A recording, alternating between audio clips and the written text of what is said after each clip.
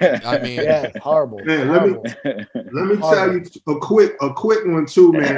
This moved me Take your right. time. Take your This time. because of the inspiration, like Em is talking about, the real OGs that we were writing songs about and inspired about certain real actions that they were doing time for, right? Mm-hmm. So and also, any culture, any art that was influencing us, we soaking up movies, we reading, we participating, and one of those influences was this movie called Spook Who Sat by the Door, right? And by it was a book and a film by Sam Greenlee. But long story short, Rest in peace, Sam. Yeah, rest in peace. Long story short, that right, we as young, before we was Deadprez, all that, we watched this movie in the hood, and it put a battery in our back, to say the least, as far as how we wanted to move and groove, right?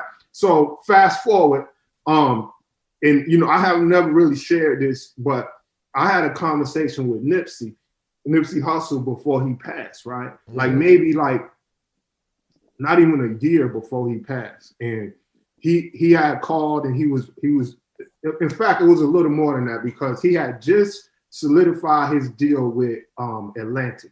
Okay.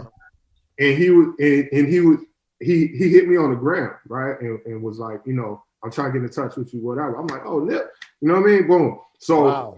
I had met him before, and you know what I mean, through a mutual friend, my buddy Zaid Malik. But anyway, he was like, I want to get in touch. So I hit him up, and we got on the jack, right? And we had this like hour-long conversation about what he had been trying to do up to that point, with as an independent, and how he wanted his situation to be with Atlantic, and that he had made it to the certain personal goals he had, so that he could partner, right? So, so what he wanted to talk to me about, though, was his 3-album mission, which was to do Victory Lap.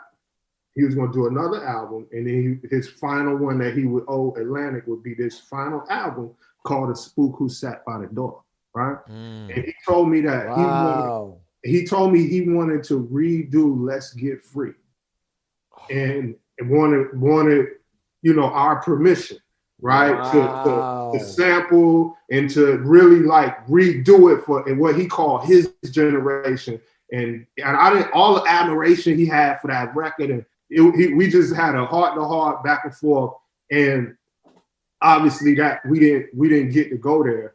Yeah.